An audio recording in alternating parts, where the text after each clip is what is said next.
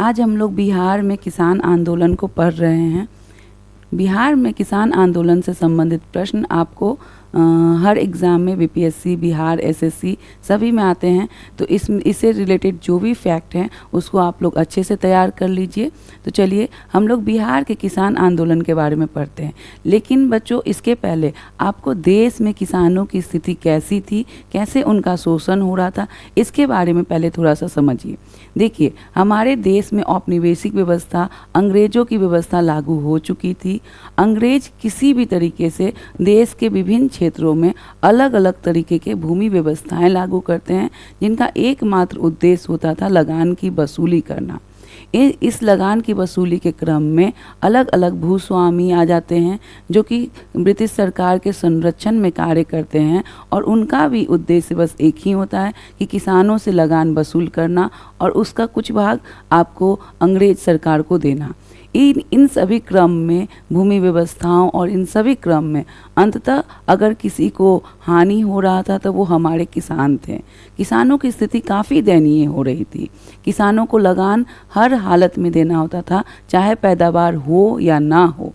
इस चक्कर में उन्हें क्या होता था कि साहूकारों से कर्ज लेना पड़ता था, और जब वो साहूकार से कर्ज लेते थे तो एक तरफ ब्रिटिश सरकार को लगान देना, लगान के वसूली करने वाले भूस्वामी और फिर साहूकार, इन सभी के चक्कर में किसानों की स्थिति काफ़ी दयनीय होती गई। वे दिन प्रतिदिन गरीब होते जा रहे थे, निर्धन होते जा रहे थे।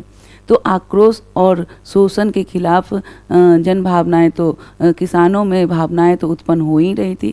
इसी क्रम में आप लोगों को मैंने पिछले वीडियो में बताया था कि चंपारण सत्याग्रह होता है और किस प्रकार हमारे गांधी जी आते हैं और चंपारण में सत्याग्रह करते हैं और उसमें उन्हें सफलता मिलती है।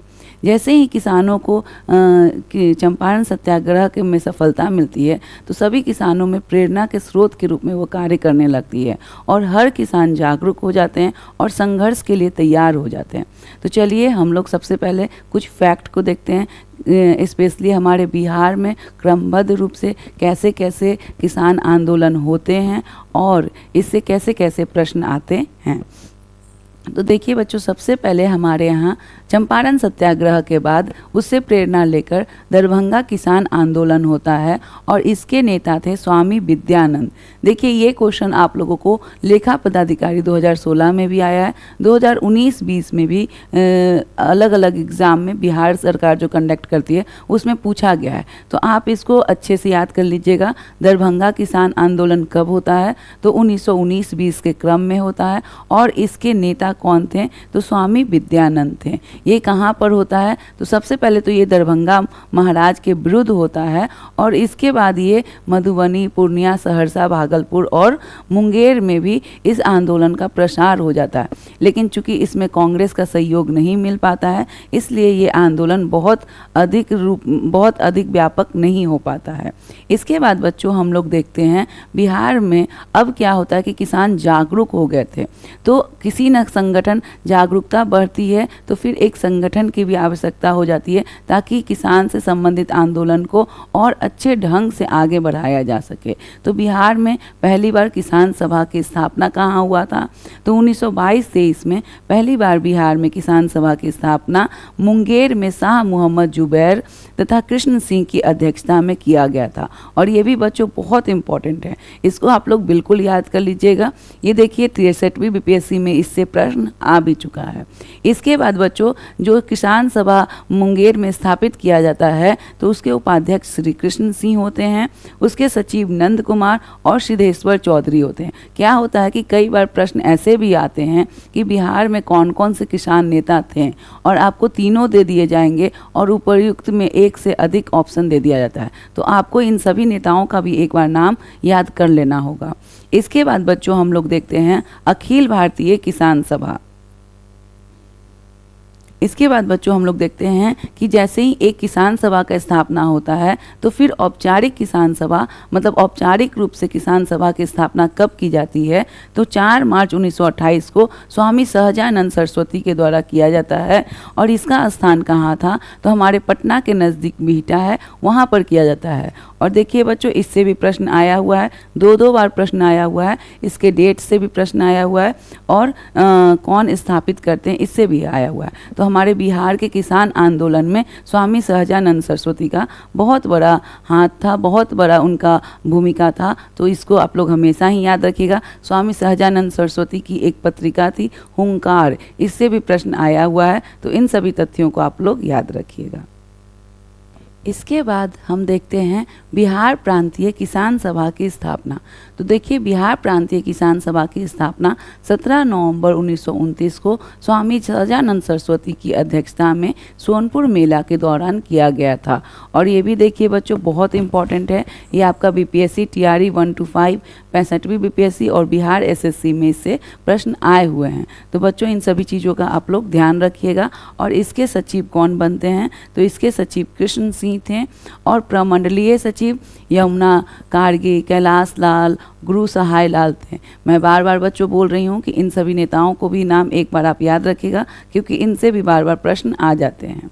इसके बाद बच्चों हम लोग देखते हैं कि जैसे ही बिहार प्रांतीय किसान सभा की स्थापना हो जाती है तो प्रथम सम्मेलन तो आपका सोनपुर मेला के दौरान किया गया था। द्वितीय सम्मेलन गया में होता है 1934 में, जिसकी अध्यक्षता पुरुषोत्तम दास टंडन करते हैं। और फिर किसान सभा की तृतीय सम्मेलन होती है तो उसकी अध्यक्षता भी स्वामी सहजानंद सरस्वती करते हैं हाजीपुर में। इसके बाद देखिए बच्चों, सबसे पहले तो एक किसान सभा की स्थापना हुई, फिर आपका बिहार प्रांतीय किसान सभा, औपचारिक रूप से किसान सभा, और फिर बिहार प्रांतीय किसान सभा की स्थापना होती है।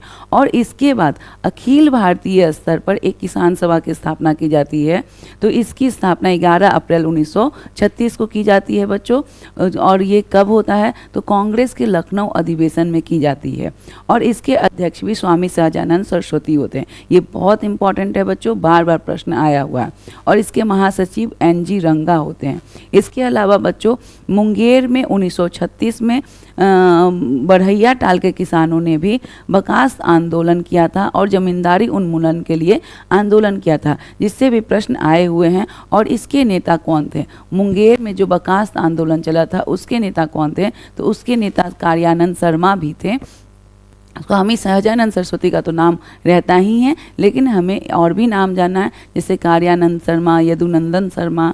इसके अलावा बच्चों आप लोग ये भी जानिए कि अप्रैल 1939 में अखिल भारतीय किसान सभा का वार्षिक अधिवेशन गया में हुआ था, जिसकी अध्यक्षता आचार्य नरेंद्र देव करते हैं।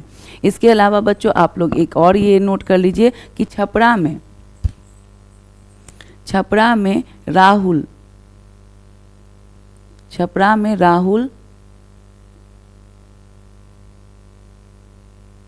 राहुल साकृत्यायन ने अंबाड़ी सत्याग्रह, असल में छपरा में अंबाड़ी एक जगह है तो वहीं से उन्होंने सत्याग्रह किया था, तो इसे अंबाड़ी सत्याग्रह कहते हैं। तो अंबाड़ी सत्याग्रह किया था फरवरी 1939 में, और इससे भी प्रश्न आते हैं। तो इस तरीके से किसान शोषण के खिलाफ आवाज़ उठाते हैं, जिसमें स्वामी सहजानंद सरस्वती की काफ़ी भूमिका होती है, उनकी हुंकार पत्रिका की भी भूमिका होती है। और धीरे धीरे चल के सम्मिलित रूप से ये सभी आंदोलन हमारे स्वतंत्रता की लड़ाई में भूमिका निभाते हैं और हमें स्वतंत्रता की प्राप्ति होती है, क्योंकि हम हर चीज़ों से जागरूक होना प्रारंभ कर देते हैं। तो बच्चों इन सभी डेटा को याद करिए, अच्छे से याद कर लीजिए।